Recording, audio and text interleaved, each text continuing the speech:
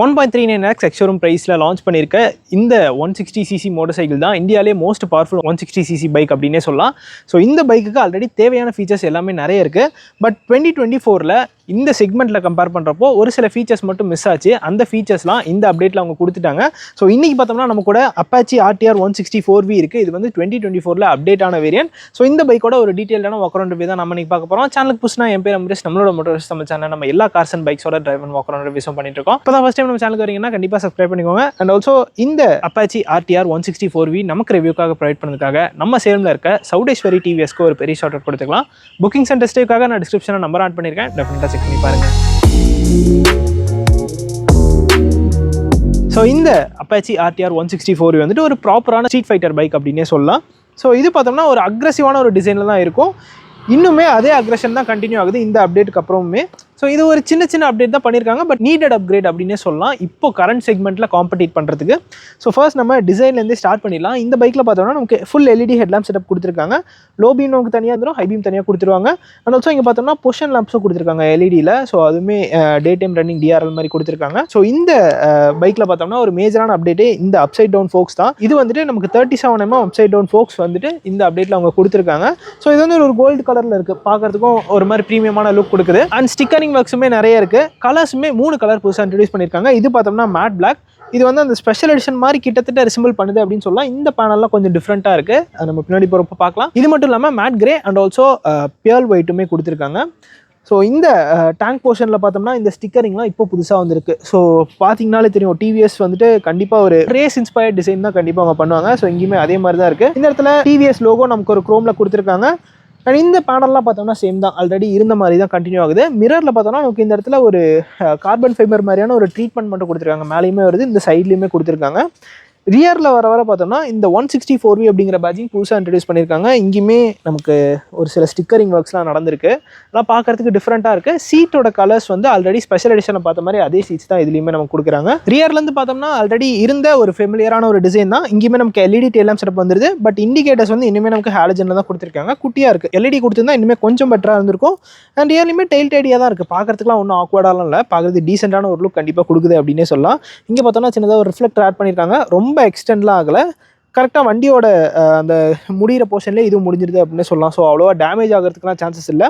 And இந்த எக்ஸாஸ்ட்டுமே பார்த்தோம்னா special எடிஷனில் வந்து அதே எக்ஸாஸ்ட் தான். ஸோ இது வந்துட்டு புல் பப் எக்ஸாஸ்ட்னு சொல்கிறாங்க. நல்ல ஒரு பல்கியாக இருக்குது, பார்க்குறதுக்கு கொஞ்சம் டிஃப்ரெண்ட்டாக தான் இருக்குது. அண்ட் ஆல்சோ டேங்க்லேயுமே பார்த்தோம்னா இந்த இடத்துல ஒரு கிளாஸ் பிளாக் ஃபினிஷ் எல்லாமே கொடுத்துருக்காங்க.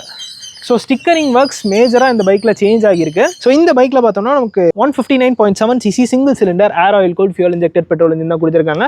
இது ப்ரொடியூஸ் பண்ண மேக்ஸிமம் பவர் அப்படின்னு பார்த்தோம்னா நமக்கு 17.5 bhp and 14.7 Nm of torque வந்துட்டு இந்த இன்ஜின் ப்ரொடியூஸ் பண்ணுது. இது ஏர் ஆயில் கூல்டு இன்ஜின் தான் நமக்கு கொடுத்துருக்காங்க.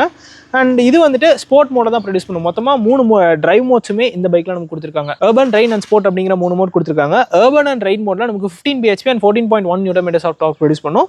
அண்ட் ஸ்போர்ட் மோட்ல பார்த்தோம்னா இப்போ நான் சொன்ன அந்த பவர் ஃபிகர்ஸ் வந்துட்டு ப்ரொடியூஸ் பண்ணுது. டயர்ஸ் அப்படின்னு பார்த்தோம்னா நமக்கு ஃப்ரண்ட்டில் 90/90 செக்ஷன் டயர்ஸ் கொடுத்துருக்காங்க. சியர் டயர்ஸ் தான் நமக்கு வருது.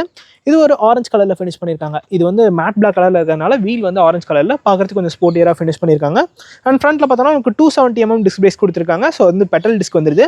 அண்ட் ஆல்சோ இந்த இடத்துல பார்த்தோன்னா இன்ஜின் கார்டுமே ஆட் பண்ணியிருக்காங்க. நமக்கு ஹைப்பர் எட்ஜ் அப்படிங்கிற ஒரு பேட்சிங்குமே வந்துருது. இன்ஜின் பார்த்தோம்னா ரேஸ் டியூட் ஃபியூல் இன்ஜெக்ஷன் அப்படிங்கிற ஒரு ஃபியூல் இன்ஜெக்ஷன் சிஸ்டம் தான் யூஸ் பண்ணியிருக்காங்க. அது TVSோட ஓன் ஃபியூல் இன்ஜெக்ஷன் சிஸ்டம் தான்.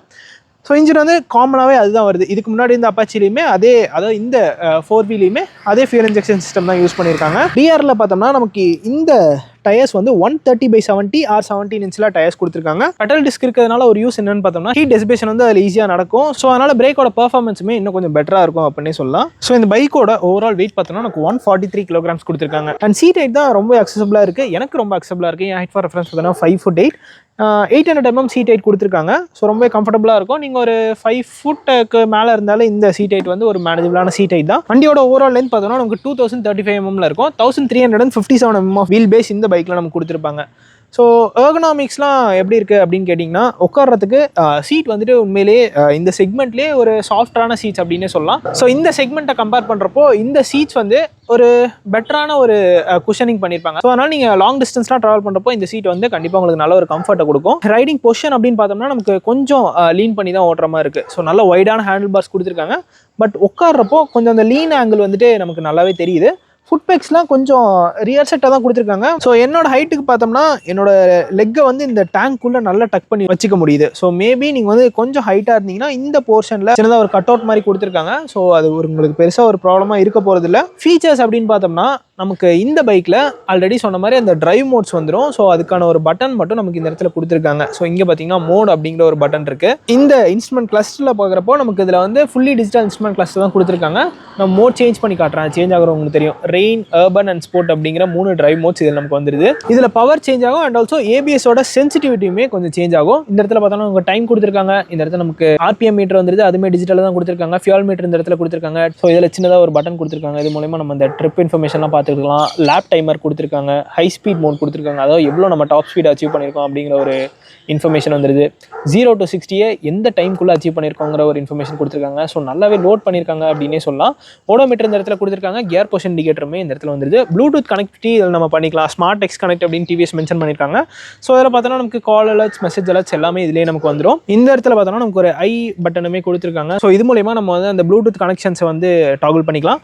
இங்கே பார்த்தோன்னா நமக்கு அந்த ஸ்விட்ச் கியர்ஸ் எல்லாமே சேம் ஸ்விட்ச் கியர்ஸ் தான். இதில் வந்து நமக்கு ஒரு பிளாக் கலரில் தான் கொடுத்துருக்காங்க. பாஸ் லைட்கான பட்டன் இந்த இடத்துல வந்துருது. ஹை பீம் லோ ஸ்விட்ச் பண்ணுறதுக்கான பட்டன், இண்டிகேட்டர்ஸ் அண்ட் ஆல்சோ ஹார்ன்கான செட் பட்டனுமே இந்த இடத்துல கொடுத்துருக்காங்க.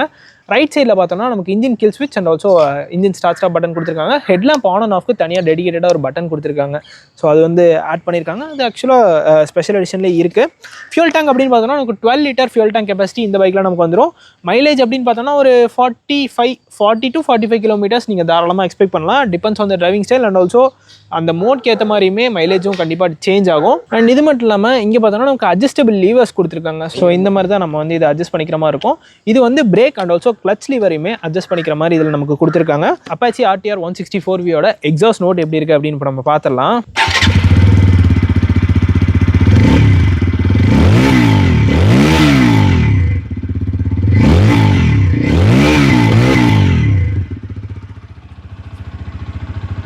ஸோ ரொம்பவே பேஸியான ஒரு எக்ஸாஸ்ட் நோட் தான் கொடுத்துருக்காங்க. வண்டி பயங்கர ரிஃபைண்டாக இருக்குது. ஆக்சுவலாக அவங்க ரொம்பவே சேஞ்ச் ஆகிட்டாங்க. 2V கம்பேர் பண்ணுறப்போ இந்த 4Vலாம் பார்த்தோம்னா அவ்வளோ ரிஃபைண்டாக இருக்கும். உங்களுக்கு 4000 5000 RPM வரைக்குமே பெருசாக அந்த வைப்ரேஷன் அப்படிங்கிறது ஃபீல் ஆகாது. மேபி 4000 RPMல சின்னதாக உங்களுக்கு ஹேண்ட் பாரில் ஃபீல் ஆகலாம். மிச்சப்படி நல்ல ஒரு ரிஃபைண்டான ஒரு மோட்டர் தான் எல்லாம் கொடுத்துருக்காங்க. ரியரில் பார்த்தோம்னா நமக்கு மோனோஷாக் சஸ்பென்ஷன் வந்துருது. ஸோ இந்த பைக் யாரெல்லாம் கன்சிடர் பண்ணலாம் அப்படின்னு நீங்கள் பார்த்தீங்கன்னா இந்த 160cc செக்மெண்ட்டில் உங்களுக்கு சிட்டி கம்யூட் பண்ணுறதுக்கும் and also long distance travel பண்ணுறதுக்கும் ஒரு கம்ஃபர்டபுளான ஒரு பைக் வேணும். மைலேஜ் ஒரு டீசென்ட்டான ஒரு மைலேஜ் வேணும். ஃபீச்சர் லோடான ஒரு பைக் வேணும்னு பார்த்துட்டு இருக்கவங்களுக்கு இந்த அப்டேட்டான Apache RTR 164V ஒரு பெட்டரான ஆப்ஷனாக இருக்கும். ஸோ இதுதாங்க இந்த Apache RTR 164V அப்டேட்டட் வேரியண்டோட ஒரு டீடைல்டான வாக் அரவுண்ட் ரிவ்யூ. இந்த வீடியோ பிடிச்சிருந்தா லைக் பட்டன் தட்டி விட்டுக்கோங்க. அண்ட் ஆல்சோ இந்த Apache RTR 164V பற்றின உங்களோட தோச்சா கண்டிப்பாக கமெண்ட் செக்ஷனில் சொல்லுங்கள். See you guys in next video. Real soon. Take care. Bye bye and ride safe.